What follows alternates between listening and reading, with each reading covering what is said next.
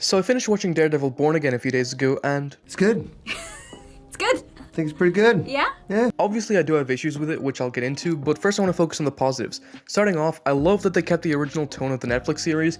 They didn't Disneyfy the show when it came to the violence or the mature themes. There's none of the typical, well, that just happened, or he's right behind me, isn't he? A type of humor that Marvel typically does. They kept everything very dark and gritty, just like the Netflix show did.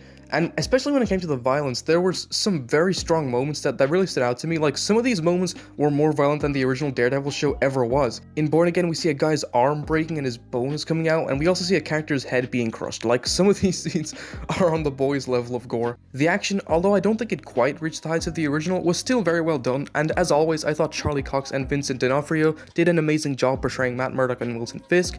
The scene where they have that little chat in the diner was especially intense and well written, and also kind of wholesome as well in a strange way. It was also a treat seeing John Bernthal reprising his role as Punisher and interacting with Matt. The back and forth banter between them was really fun to watch, and their conversation about Foggy was also very emotional and well written. It was also great seeing Bullseye come back. He was amazing in this season, and I'm really excited to see him again with his full getup in season 2.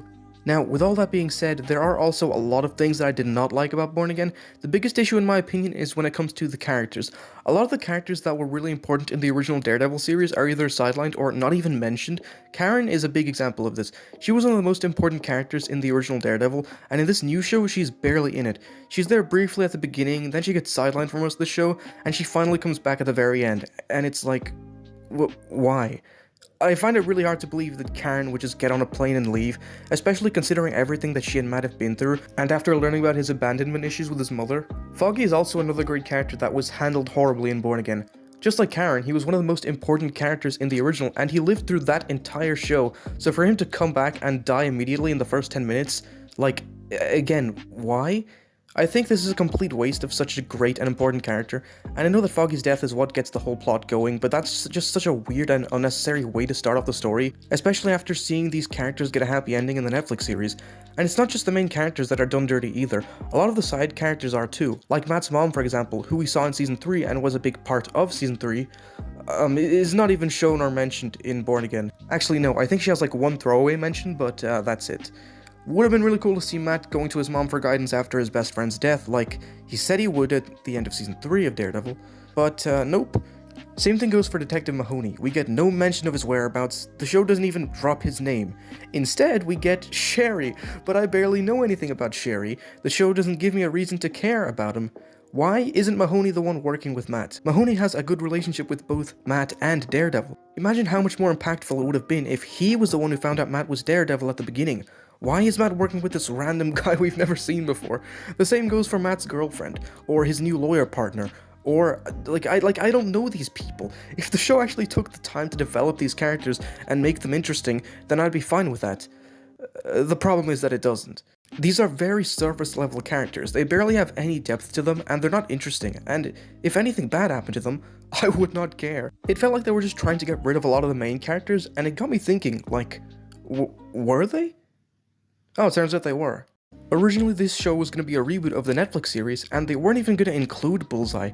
Thank God they came to their senses and reshot a lot of the stuff, because if they didn't, this show would have just been more forgettable Disney slop to add on to the already large pile. But again, why even do this in the first place? The original Daredevil show is widely regarded as one of the greatest superhero shows ever made. Why would you even try to alienate that very large fan base?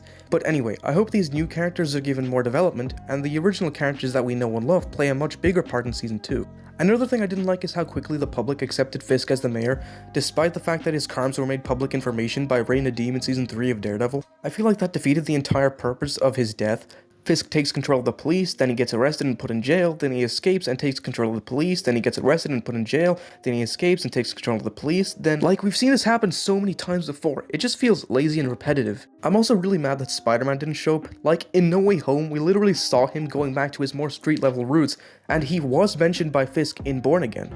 But New Yorkers are tough. We don't need a gun-toting vigilante who wears a skull on his chest, or a man who dresses in a spider outfit. And then he's not even in this show, despite the fact that his entire city is literally descending into chaos.